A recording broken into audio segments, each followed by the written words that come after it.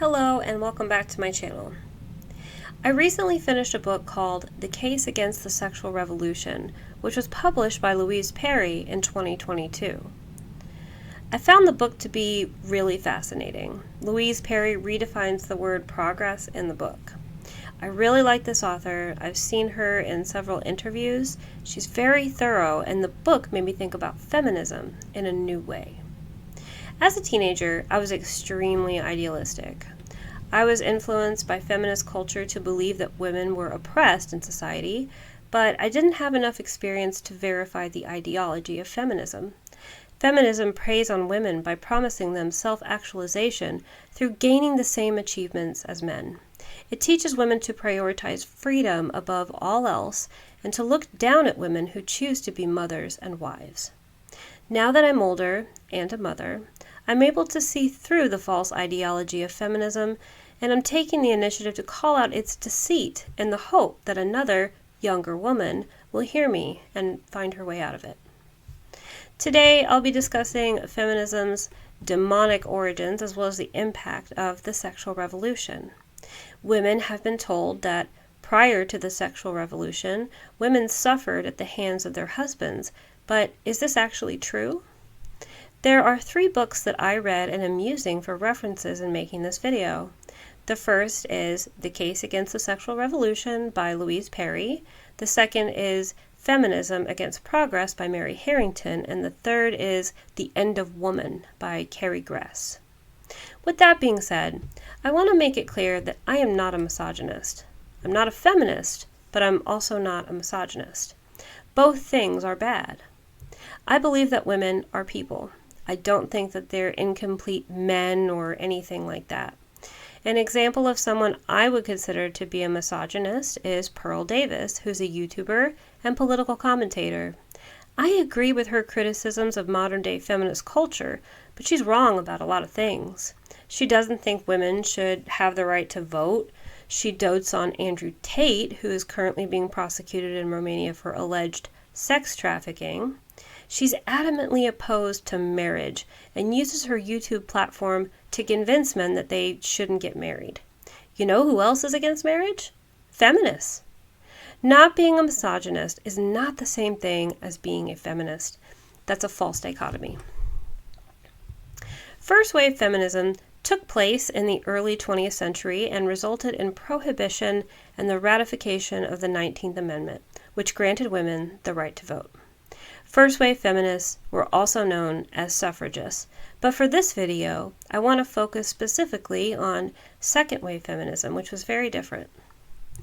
Prior to second-wave feminism, men were legally obligated to provide for their wives, to not cheat on their wives, and they were responsible for their wives' debts even after the event of a divorce. Marriage served as formal sexual consent on behalf of women, as well as an agreement for women to maintain the duties of their roles in homemaking and childbearing.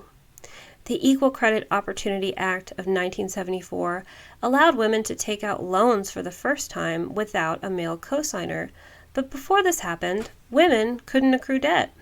Second-wave feminism focused on extending the role of women in society and the expansion of their personal freedoms by taking away what some people would consider to be advantages of womanhood. Second-wave feminism emerged in the 1960s and continued into the 1990s.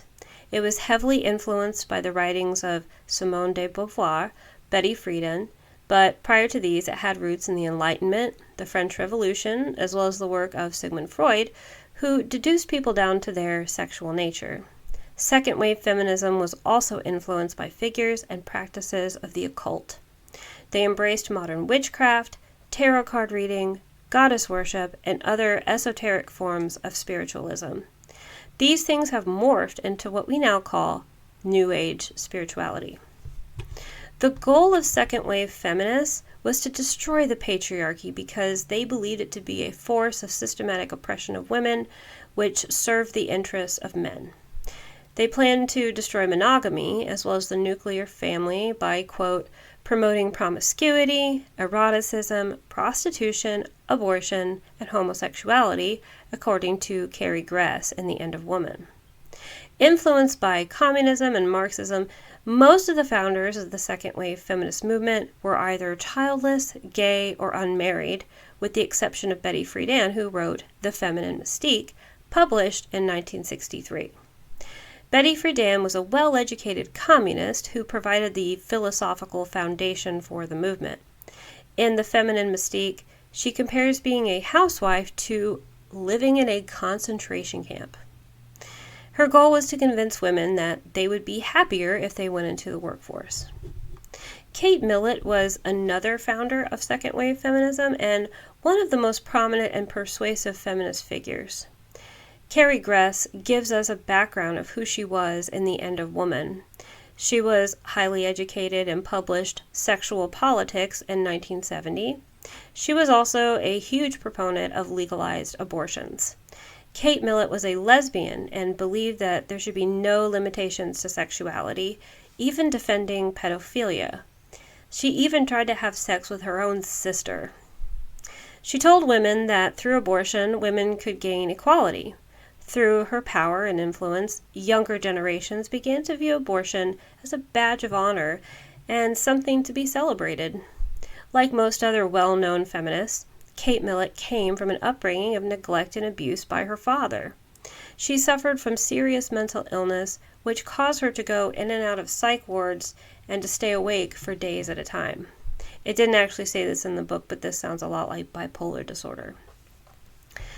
The women who led second-wave feminism and the sexual revolution fought for the eradication of the family unit and of marriage and monogamy, when they themselves did not represent the interests of most women at the time. Most women wanted to have children. Most women wanted a committed relationship in the form of marriage because that's the system that works best for women and children to thrive. Kate Millett campaigned for women to get abortions when she herself was a childless lesbian. So what was the sexual revolution? During the sexual revolution of the 1960s, feminists promoted promiscuity as a pathway for women to gain equal personhood as men. The goal of these feminists was to destroy the patriarchy by ending monogamous marriage through erasing taboos and normalizing casual sex for women. After the birth control pill became widely available in the late 1960s, casual sex became normalized because suddenly women could have sex without the consequence of pregnancy. The arrival of hormonal birth control resulted in a change of expectations surrounding sex. The expectation became that women would have sex with men before marriage. This started making it difficult for women to say no to men who pressured them to have sex on the first date. In 1973, abortion became legal, and this meant that even if a few unwanted pregnancies were to slip through the cracks, women now had the ability to terminate their pregnancies. In the case against the sexual revolution, Louise Perry writes that legalized abortions made it possible for women to opt out of motherhood, and in response to this, it became socially acceptable for men to abandon their unborn children and opt out of fatherhood. So, it's what's good for the goose is good for the gander, basically. Modern day fatherlessness is a product of the period of time we now call the sexual revolution. There are several problems that emerged from the sexual revolution. Much of the cause of these problems is due to the fact that hormonal birth control is not infallible. The birth control pill has a failure rate of 9%. This means that within 1 year, 9 women out of every 100 will get pregnant even while using the pill. That may not sound like a lot, but when applied to a large population, that's a lot of unwanted pregnancies. And in most of those cases, women decided to give birth. 1/4 of unwanted pregnancies end in abortion, according to Louise Perry.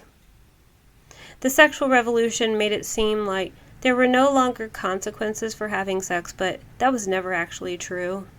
No birth control method is always completely effective. Condoms fail 18% of the time. There were always risks, and there are still risks today. If a woman truly doesn't want to get pregnant, the only way to guarantee that outcome is to say no to sex, but due to the paradigm shift that took place in the late 1960s, early 70s, this has become increasingly more difficult for women. Birth control and abortions had the opposite effect of what their intended purposes were supposed to be. Birth control and abortions were supposed to decrease the number of children born out of wedlock, but since hormonal birth control isn't perfect and women can still get pregnant while using it, there has been an upsurge of single motherhood that's been steadily increasing since the mid-1970s. Pregnancy was no longer a reason to say no to sex, and this was exploited. For men, no didn't mean no anymore. From the 1970s onwards, it became more and more rare for women to wait until marriage before having sex. So in 1968, 8% of kids were born out of wedlock. In 2019, nearly 50% of children were born out of wedlock. Feminism and the sexual revolution have convinced women that sex has no inherent meaning. There is nothing special or sacred about it. Louise Perry calls this phenomenon sexual disenchantment. Feminists have told us that in order to have sex like men, women must not form any emotional bonds during intercourse and to treat it just like any other social interaction, like getting a haircut. Feminists have also told us that there are no innate differences between men and women, and the differences that do exist are due to socialization and not biology. However, research shows that casual sex does not satisfy women or give them as much pleasure as sex with intimacy does, which means that women don't enjoy casual sex in the same way that men do. As explained by Louise Perry in Casual Hookups, only 10% of women reach orgasm compared to 68% in intimate and committed relationships. There are other less obvious consequences for hooking up. A woman's reputation takes a hit. Her status is lowered.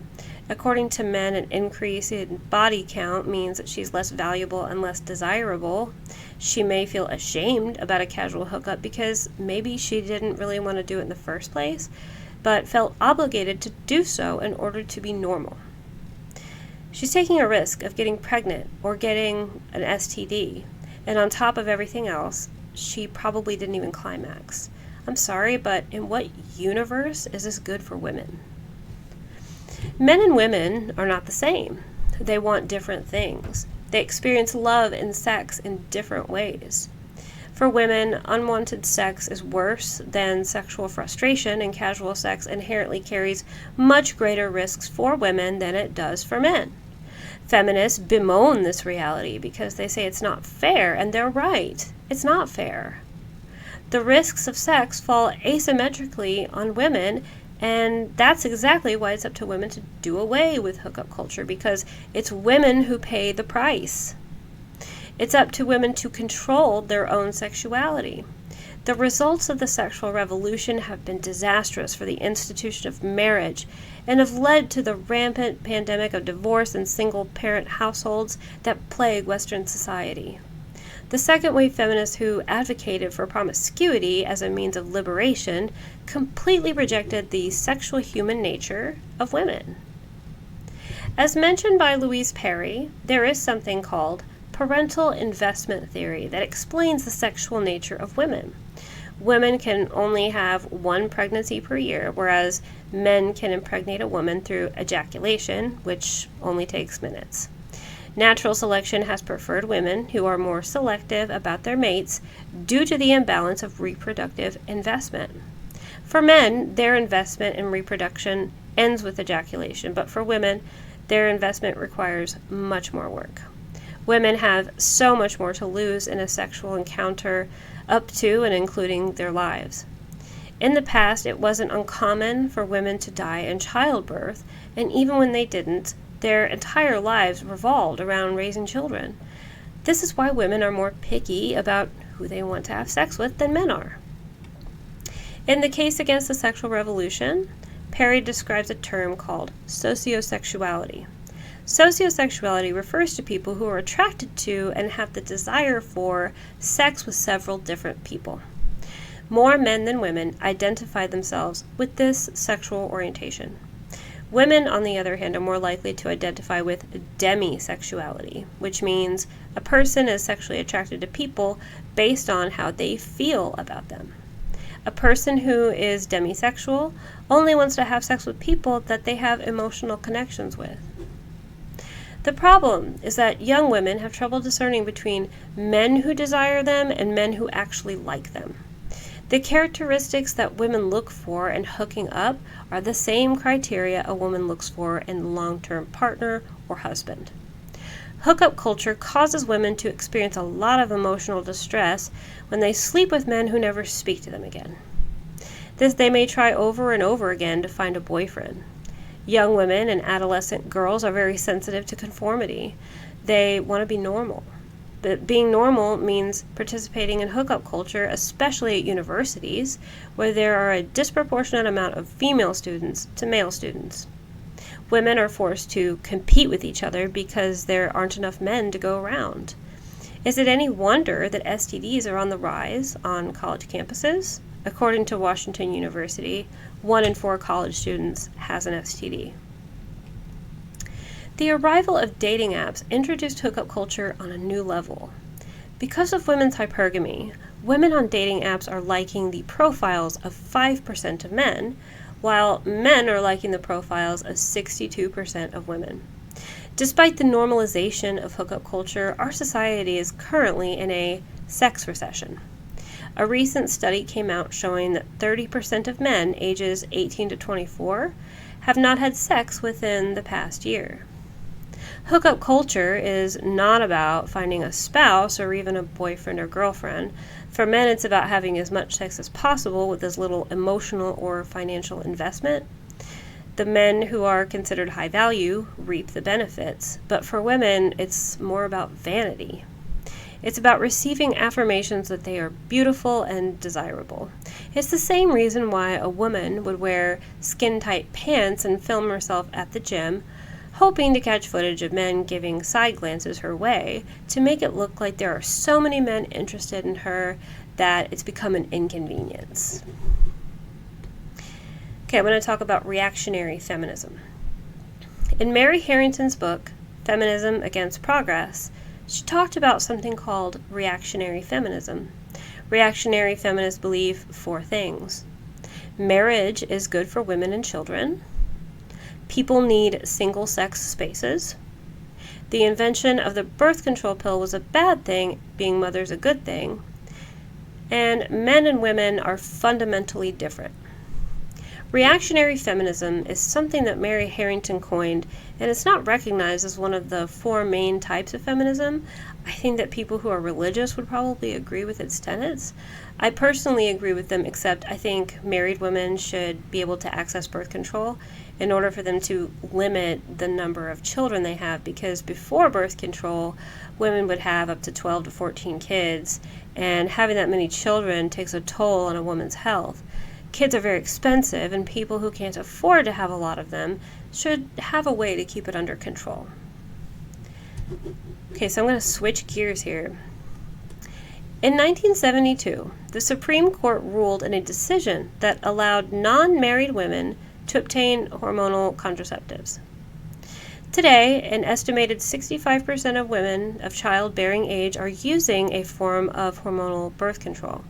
In Mary Harrington's book, Feminism Against Progress, which was published in 2023, it says that women who use hormonal contraceptives outpour estradiol, which is synthetic estrogen, into the sewer systems via urine, and it gets into the water table. Unlike other types of substances, it's very difficult to remove estradiol from drinking water. According to the Journal of Clinical Endocrinology and Metabolism, there has been a reduction in the levels of testosterone in men living in Western countries by 1% every year since the 1970s. In 2017, there was a study done that shows sperm counts have declined by 52.4% between 1973 and 2011, and it has continued to decline. This has mostly affected populations of men living in the United States and Europe. Researchers have speculated a number of potential causes, including diet, obesity, sedentary lifestyles, and a variety of endocrine disrupting chemicals, namely phthalates, which are found in plastic. Most everything that we consume is packaged in plastic, and what's happening is that men are absorbing the chemicals contained in those plastics, which have the capacity to affect men's testosterone levels. This didn't come from any of the books I read, and this is just my speculation, okay? But I can't help but think that maybe there's a connection between estrogen from hormonal birth control making its way into drinking water and the decline of sperm counts and testosterone levels that began happening in the 1970s, when birth control pill became widely available and started being used by 36% of American women. If an increasing number of synthetic hormones can alter the fertility and virility of men, then it stands to reason that there may be a psychological effect as well. Maybe the feminization of men in our society has a physiological basis relating to the consumption of estradiol that comes from the consumption of contraceptives. Okay, so here's my conclusion. In the book The End of Women, Carrie Gress cites a number of studies that were conducted to compare a society's sexual restraint to its success as a civilization. The studies found that the breakdown of monogamous marriage, as well as the increase in premarital sexual relations, correlated with the level of accomplishment and flourishing of a given society. The studies examined cultures from ancient Egypt to the Romans to modern-day Western countries to find that the more technologically advanced and sophisticated a civilization was, the more sexually repressed its citizens were. Historically, as the fabric of institutions like monogamous marriage broke down, it would mark in time the point when these societies began on a downslope of deterioration. Feminism began as a movement fueled by resentment and the envy of men. What began as a campaign to better the lives of all women has morphed into a machine which rejects those who disagree with its core beliefs, and under the guise of egalitarianism has removed the advantages women had in society while pushing them to think and act like men. According to a study by Morgan Stanley, 45% of women will be single and childless by the year 2030. This statistic is alarming and predicts women's level of happiness within 7 years from now. I believe women will suffer as they yearn for husbands and children, and in the case of widespread female misery, feminism will hopefully be held responsible. So thank you for watching this video. I want to thank everyone who has left some really great comments on my videos that are thought-provoking and insightful. I enjoy hearing your guys' input. I'm looking for nonfiction book recommendations, and so if you have any suggestions, please leave me a comment down below and give me the title of the book you think I should read. So once again, thank you for watching, and I'll see you in my next video.